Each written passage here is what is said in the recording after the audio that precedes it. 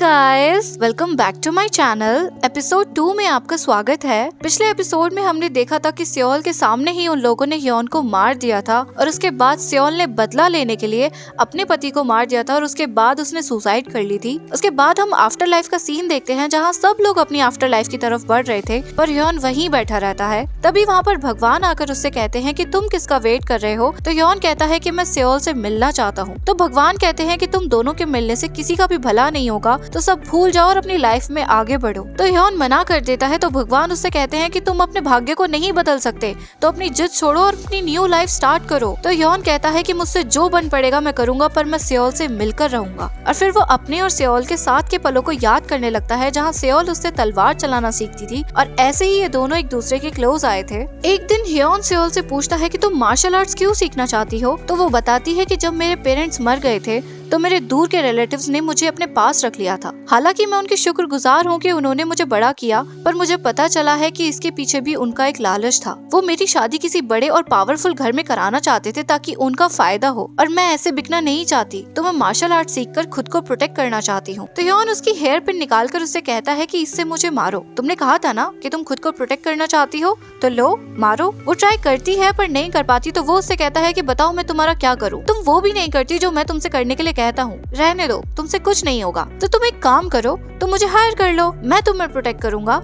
तो सियोल उसे प्यार से देखने लगती है। फिर वो उसे वही रिंग पहनाता है और उसे कहता है कि इस रिंग के फ्लावर का नाम इजेलिया है, जो इस लाइफ में और आफ्टर लाइफ दोनों में खिलता है, और ये इस बात का साइन है कि मैं तुम्हें इस लाइफ में भी और आफ्टर लाइफ में भी दोनों लाइफ में प्रोटेक्ट करूंगा। तो सियोल बहुत ज्यादा खुश हो जाती है। सीन ह्योन पर शिफ्ट होता है जहाँ वो बहुत ठंड में बहुत ज्यादा स्ट्रगल कर रहा था और अपनी सारी मेमोरीज भूल गया था। उसे सियोल भी याद नहीं थी, बस इतना डिटर्मिनेशन था कि वो किसी लेडी का वेट कर रहा है, पर किसका पता नहीं। तभी वहाँ पर भगवान आते हैं और उनके साथ ओक्शिन भी आते हैं। भगवान मौसम बदल देते हैं और ह्योन से कहते हैं कि अब तुम्हें रुक जाना चाहिए और रेस्ट करना चाहिए। तो ह्योन मना कर देता है कि मैं उससे मिलकर रहूंगा। तो भगवान कहते हैं कि तुम इतने लंबे टाइम से आखिर वेट किसका कर रहे हो। तो ह्योन को कुछ भी याद नहीं आता। तो भगवान उससे कहते हैं कि तुम किसी ऐसे का वेट कर रहे हो जो तुम्हें याद ही नहीं है। क्यों? तो ह्योन इरिटेट होकर कहता है कि जब मैं उससे मिलूंगा मुझे अपने आप पता चल जाएगा। तो भगवान उससे कहते हैं कि मैंने तुम्हें बहुत मौके दिए कि तुम अपना भाग्य एक्सेप्ट कर लो, पर तुम घमंडी इंसान, तुमने मेरी बात ना मानने का पाप किया है। तो एज अ पनिशमेंट अब तुम्हें कोगदू बनना पड़ेगा। तुम अब ऐसी मौत से मिलोगे जिससे सब डरते हैं और सब बचना चाहते हैं। तुम कभी किसी से प्यार नहीं कर पाओगे। इंसानों की गालियां हर वक्त तुम्हारे कानों में गूंजेगी और इसी तरह तुम लोगों को आफ्टर लाइफ में गाइड करोगे और दुनिया में बहुत लोगों की जान भी लोगे। और इन सब के बाद भी अगर वो लेडी तुमसे प्यार करेगी तो तुम्हारी ये श्रापित लाइफ हमेशा के लिए खत्म हो जाएगी और फिर तुम अपनी लाइफ में शांति से रहोगे। उसके बाद हम नाइट का सीन देखते हैं जहाँ कोगदू खुद से कहता है कि ये परफेक्ट नाइट है किसी को मारने के लिए। नेक्स्ट सीन में हान अपने भाई के पास होती है और उसे कहती है कि तुम्हें सच में कुछ नहीं मिला। तो वो कहता है कि मैंने सियोल के हर हॉस्पिटल में चेक कर लिया, वो कहीं भी नहीं है। और उसके बाद वो उसे जिन्वू के घर की सीसीटीवी फुटेज दिखाता है और उसे कहता है कि देखो ये बिल्कुल नॉर्मल है और उसके घर में भी कोई नहीं आया था उसे मारने के लिए। तो मुझे लगता है कि वो भाग गया है। हो सकता है उसे समझ आ गया हो कि वो इतने बड़े चेयरमैन से नहीं लड़ सकता, इसलिए वो डर के भाग गया हो। ये सुनकर हान डर जाती है क्योंकि अगर जिन्वू सच में भाग गया होगा तो सब लोग हान के अगेंस्ट हो जाएंगे और उसे धोखेबाज समझेंगे, क्योंकि जिन्वू के कहने पर ही उसने चेयरमैन और हॉस्पिटल के अगेंस्ट रिपोर्ट की थी। सियोल उससे कहता है कि तुम चिंता मत करो, मैं जरूर कुछ न कुछ करूंगा। फिर हार उठकर घर चली जाती है। तो उसके जाने के बाद सियोल फुटेज चेक करता है जहाँ पर वो जिन्वू को सडनली गायब होता देखता है और बहुत ही ज्यादा शॉक हो जाता है। नेक्स्ट सीन में हम एक लड़की को देखते हैं जिसका नाम है योनजी, जो बोंगपिल नाम के एक लड़के के लिए बार बार बोल रही थी कि वो मर जाए, काश वो मर जाए, काश उसे कोई मार दे। और तभी हमें उस लड़की की बैक स्टोरी दिखाई जाती है जहाँ बोंगपिल ने योनजी की ड्रिंक में कुछ मिलाकर उसे पिला दिया था, जिसके बाद वो बेहोश होने लग गई थी। इधर कोगदू के कानों में आवाज गूंजने लगती है कि कोई प्लीज बोंगपिल को मार दो, काश बोंगपिल मर जाए, प्लीज कोई बोंगपिल को मार दो, क्योंकि बोंगपिल ने नशे की हालत में योनजी की बहुत सारे गलत फोटोज क्लिक कर ली थी। योनजी की मम्मी भी बोंगपिल के हाथ पैर जोड़ रही थी कि तुम प्लीज उन फोटोज को डिलीट कर दो, प्लीज तुम्हें जितने पैसे चाहिए तुम ले लो, पर प्लीज वो फोटोज डिलीट कर दो, मेरी बेटी की पूरी जिंदगी बर्बाद हो जाएगी, तुम जो बोलोगे मैं करूंगी, पर प्लीज वो फोटोज डिलीट कर दो। तो ये बदतमीज बोंगपिल योनजी की मम्मी के साथ भी बदतमीजी करने लगता है। सीन शिफ्ट होता है और योनजी सुसाइड करने की कोशिश करती है पर नहीं कर पाती और भगवान से रोते हुए कहती है कि प्लीज भगवान मुझे बचा लो, प्लीज कोई बोंगपिल को मार दो। जिसकी आवाज कोगदू के कानों में बजने लगती है और वो बहुत ही ज्यादा इरिटेट हो जाता है और कहता है कि ये बोंगपिल है कौन। तभी वहाँ पर ओक्शिन गाक्शिन भाग कर आते हैं और उसे बोंगपिल के बारे में सब कुछ बता देते हैं और उसे उसकी फोटो भी दिखा देते हैं, जिसको कोगदू देखकर वहाँ से गायब हो जाता है। इधर बोंगपिल का बच्चा योनजी की मम्मी के साथ भी बदतमीजी करने की कोशिश करता है और उनसे कहता है कि तुम अपनी बेटी के लिए सब कुछ करोगी ना, तो चलो ड्रिंक करते हैं। और वो उनकी ड्रिंक में भी कुछ मिला देता है, पर तभी मम्मी उसके सर पर बॉटल दे मारती है। तो उसके बाद ये उन्हें बहुत ज्यादा मारता है और कैमरा ढूंढने लगता है। तभी वहाँ पर कोगदू आता है और उसे कैमरा दिखाकर कहता है कि इसे ढूंढ रहे हो। तो ये बोंगपिल उनसे भी बदतमीजी करके कहता है कि तू है कौन। तो कोगदू कहते हैं कि लगता है भगवान ने तेरे जैसे कीड़ों को बनाने के लिए कूड़े से इंस्पिरेशन ली थी। सच में बहुत गंदा टेस्ट है उनका। ये बोंगपिल उनको मारने वाला होता है तो कोगदू उसका गला पकड़ लेते हैं और बोंगपिल धीरे धीरे जमने लगता है। तो बोंगपिल उससे कहता है कि प्लीज मुझे बचा लो। तो कोगदू कहते हैं कि मैं वो भगवान नहीं हूँ जो बचाता है, और उसके बाद बोंगपिल मर जाता है। नेक्स्ट सीन में ओक्शिन गाक्शिन दो जिन्वो के कपड़े जलाकर उसको कॉन्डोलेंस दे रहे थे। तभी वहाँ पर कोगदू आते हैं और उनसे बिना कुछ कहे चले जाते हैं। तो गाक्शिन को उनके लिए बहुत ज्यादा बुरा लगता है। तो ओक्शिन उससे कहता है कि तुम्हें इसके लिए इतना बुरा क्यों लगता है। तो गाक्शिन कहती है कि वो आफ्टर लाइफ के लोगों की आवाजें सुनते हैं और इस दुनिया में ह्यूमंस की गालियाँ, और ना चाहते हुए भी उन्हें रोज किसी न किसी को मारना पड़ता है। तो तुम खुद बताओ, क्या इन सब चीजों के बाद मुझे उन पर तरस नहीं आएगा। तो ओक्शिन कहता है कि जब जब वो सबसे ज्यादा बेकार इंसान को मारेंगे तब तब उन्हें शांति मिलेगी, क्या ये काफी नहीं है। तो गाक्शिन कहती है कि एक दिन की शांति का क्या फायदा, अगले 99 दिनों तक नई तकलीफें उनका इंतजार कर रही होंगी। तो ओक्शिन कहता है कि क्या वो इतना भी बर्दाश्त नहीं कर सकता, वो यहाँ अपनी सजा पूरी करने आया है, छुट्टियां मनाने नहीं। तो वो कहती कि सजा की भी एक हद होती है यार, पता नहीं हमारे कोगदू का श्राप कब खत्म होगा। तो ओक्शिन कहता है कि उसके लिए हमें उस वुमन को ढूंढना होगा, और अगर तुम्हें उस पर इतनी दया आ रही है तो उस रिंग को ढूंढो। और ये दोनों फिर से जिन्वो के कपड़े जलाने लगते हैं जिसमें कोगदू की रिंग होती है। नेक्स्ट सीन में हम चेयरमैन को देखते हैं जो कि जोंगशिक से कह रहा था कि ऐसे कैसे मरा हुआ इंसान गायब हो गया। तो वो कहता है कि इतनी ऊंचाई से गिरने के बाद उसका सरवाइव कर पाना बहुत मुश्किल है, और मैंने हर हॉस्पिटल में चेक किया है, वो कहीं नहीं है। तो चेयरमैन कहता है कि सारे हॉस्पिटल में फैला दो कि हान ने जिन्वो पर केस कर दिया है, जिस वजह से जिन्वो ने सुसाइड कर लिया, इससे हमें हान से भी छुटकारा मिल जाएगा। तो जोंग कहता है कि अगर किसी दिन जिन्वो वापस आ गया तो वो तो सबको बता देगा कि उसने सुसाइड नहीं की थी, तब हम क्या करेंगे। चेयरमैन कहता है कि हम सबसे कहेंगे कि गिरने की वजह से वो पागल हो गया है, तो अगर वो वापस आ भी जाएगा तो भी वो कुछ नहीं कर पाएगा। नेक्स्ट डे हान हॉस्पिटल जाती है जहाँ पर सारे को डॉक्टर्स उसे इग्नोर कर रहे होते हैं। वो एक पेशेंट को ट्रीट करने लगती है तो एक नर्स उससे बहुत ही बदतमीजी से कहती है कि तुम्हें अब भी लगता है कि तुम यहाँ की डॉक्टर हो। तभी वहाँ पर एक डॉक्टर आकर हान को धक्का दे देते हैं और उसे कहते हैं कि एक धोखेबाज होकर तुम्हारी हिम्मत कैसे हुई यहाँ आने की। उसके बाद हान अपने खिलाफ नोटिस बोर्ड पर नोटिस देखती है जिसमें लिखा था कि हान ने जिन्वो और हॉस्पिटल की इमेज खराब करने के लिए झूठा क्लेम लगाया है और इसलिए उसे सस्पेंड किया जा रहा है। तभी वहाँ से चेयरमैन गुजर रहा होता है तो हान उसे रोककर कहती है कि मैंने झूठ नहीं बोला है और ना ही मैंने कोई धोखा दिया है। प्रोफेसर जानते थे कि मैं गवाही देने वाली हूँ, मैंने कोई रिपोर्ट नहीं की थी, उन्होंने मुझसे रिक्वेस्ट की थी। तो दूसरा डॉक्टर कहता है कि वो ऐसा क्यों करेगा। तो हान उससे कहती है कि ये उनका पर्सनल मैटर था, मैं आपको नहीं बता सकती।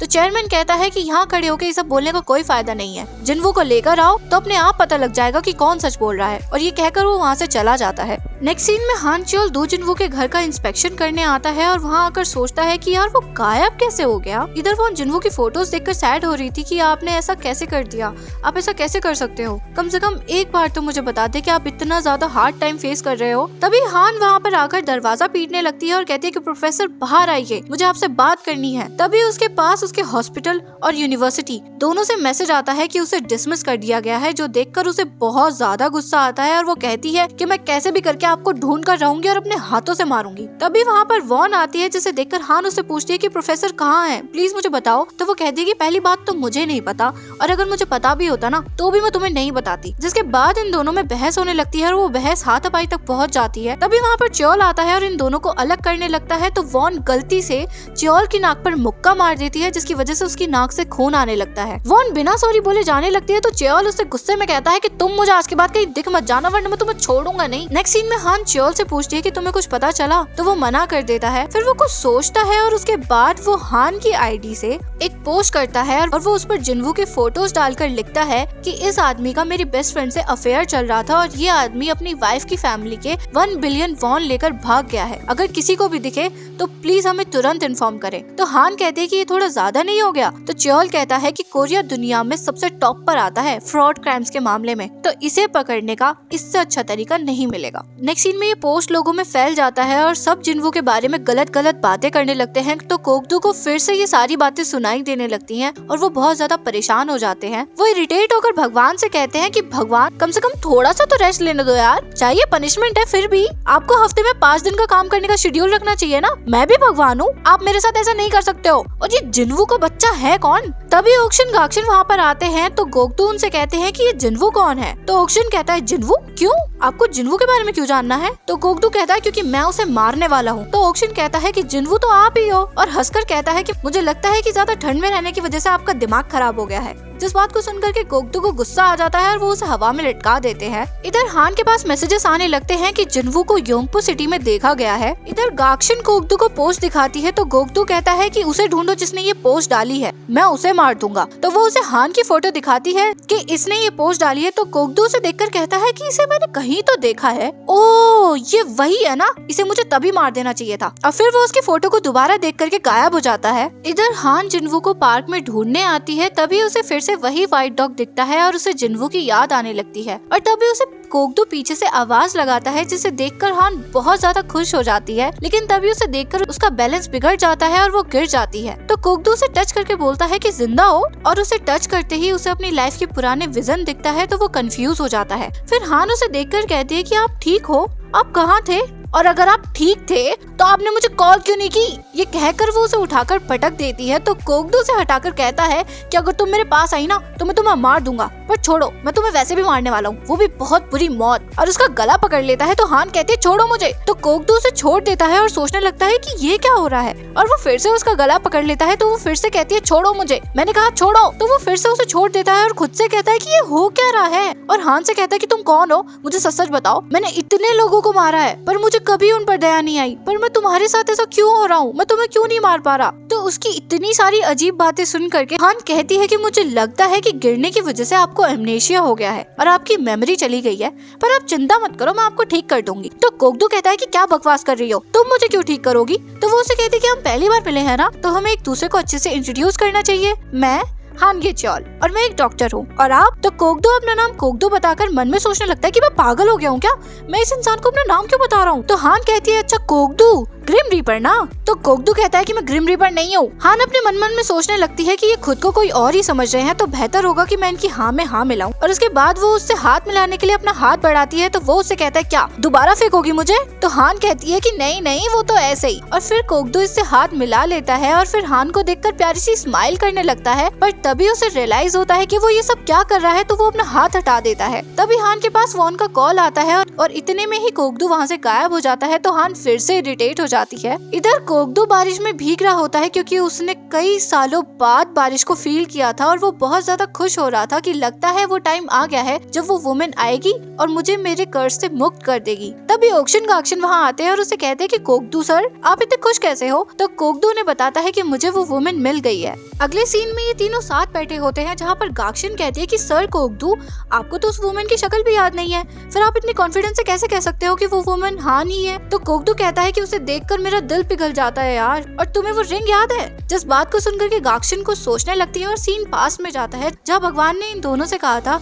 कि हर 99 सालों में गोकदू 99 दिनों के लिए धरती पर जाएगा, तो तुम उसकी हेल्प करोगे उस लेडी को ढूंढने में। और जैसे ही गोकदू ये सुनेगा कि वो लेडी उससे प्यार करती है, उसके बाद ये सब कुछ खत्म हो जाएगा। तो गाक्शन कहती है कि हम नहीं जानते कि वो लेडी कौन है, तो हम उसे कैसे ढूंढेंगे? तो भगवान कहते हैं कि जब सही टाइम आएगा तो ये रिंग तुम्हें खुद उस तक पहुंचा देगी। सीन प्रेजेंट में आता है और गोकदू कहता है कि देख लेना वो रिंग हान के पास ही होगी। तभी गाक्शन वो रिंग उसे देकर कहती है कि ये हमें जिन्वू के कपड़ों में मिली थी। तो गोकदू इरिटेट होकर कहता है कि मतलब हान वो नहीं है, तो फिर मुझे क्या हो जाता है, फिर मेरा दिल क्यों वीक हो जाता है, मैं क्यों उसे मार नहीं पा रहा, कहीं मेरे अंदर इंसानियत तो नहीं आ गई? तो ओक्शन कहता है कि गलतफहमी में मत रहिए, अगर हम मैग्नीफाइंग ग्लास से भी देखेंगे ना तो भी आपके अंदर एक बूंद इंसानियत नहीं मिलेगी। ये सब कुछ सिर्फ इसलिए हो रहा है क्योंकि हान ने आज तक कोई भी पाप नहीं किया। तो गाक्शन भी कहती है कि हाँ ये बिल्कुल सही कह रहा है, तो अब आप उससे जब भी मिलने जाओ ना कुछ ऐसा करना कि वो आपके सामने कोई गलत काम करे। नेक्स्ट सीन में गोकदू आराम से बैठा होता है, तभी वहाँ पर हान भागती हुई आती है और कहती है कि आप वहाँ से कहाँ चले गए थे? तो गोकदू कहता है कि तुम्हें कैसे पता लग जाता है कि मैं यहाँ हूँ? तो वो उसे पोस्ट दिखाती है। तो गोकदू कहता है कि इस पोस्ट को डिलीट कर दो। तो हान मना कर देती है। तो वो कहता है कि तुम क्या चाहती हो, फिर मुझे ऐसे ही 24 घंटे परेशान करती रहोगी? तो वो कहती है कि हाँ, जब तक आपकी याददाश्त वापस नहीं आ जाती। तो गोकदू कहता है कि भूल जाओ, जिन्वू कभी वापस नहीं आने वाला। ये कहकर वो जाने लगता है। तो हान उससे कहती है कि चुपचाप यहाँ आकर बैठो, और ना चाहते हुए भी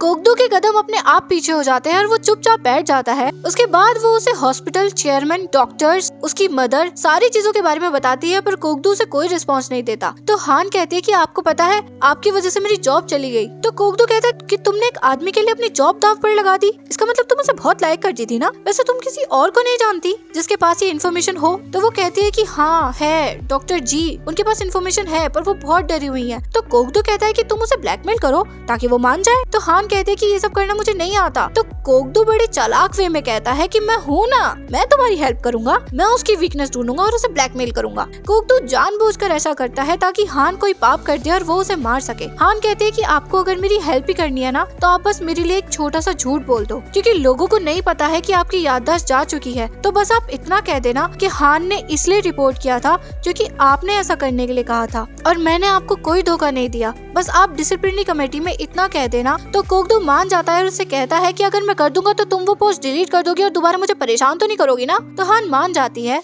नेक्स्ट डे कोगदू सबके सामने जाकर वही बोलता है जो हान ने उससे बोलने के लिए कहा था। तो हान को लगता है कि अब वो बच जाएगी, पर तभी कोगदू कहता है कि मुझे अमनेशिया है और मुझे कुछ भी याद नहीं है। तो हान उठकर कहती है कि ये सब आप क्या कर रहे हो? तो वो कहता है कि तुमने जैसा कहा था मैंने वैसे ही तो किया, पर तुमने कभी ये नहीं कहा कि मुझे ये छुपाना है कि मुझे अमनेशिया है। और ये कहकर वो वहाँ से चला जाता है। हान बाहर आकर उस पर बहुत ज्यादा गुस्सा करती है कि अगर आपको मेरी हेल्प नहीं करनी थी तो आप मना कर देते ना, ये सब सीन क्रिएट करने की क्या जरूरत थी? तो कोगदू कहता है ताकि तुम मुझे दोबारा परेशान न करो और आज के बाद कोई भी तुम पर भरोसा नहीं करेगा और मैं तुम्हारी जैसी लड़की को बिल्कुल भी पसंद नहीं करता, तो आज के बाद मेरे आसपास तुम दिख मत जाना। ये कहकर वो जाने लगता है। तो हान उससे कहती है कि यहाँ आओ और मुझसे माफी मांगो। तो कोगदू से इग्नोर करके जाने लगता है। तो हान जोर से चिल्लाकर कहती है कि इधर आओ और मुझसे घुटनों पर बैठकर माफी मांगो। और तभी ना चाहते हुए भी कोगदू के पैर हान की तरफ बढ़ने लगते हैं। तो कोगदू अपने पैरों से कहता है कि ये क्या हो रहा है, प्लीज ऐसा मत करो, मैं आज तक भगवान के सामने नहीं झुका, तो प्लीज ऐसा मत करो प्लीज। तब भी हान के सामने अपने घुटनों पर बैठ जाता है और हान से कहता है कि तुम कौन हो, मैं तुम्हारी बातें क्यों मान रहा हूँ,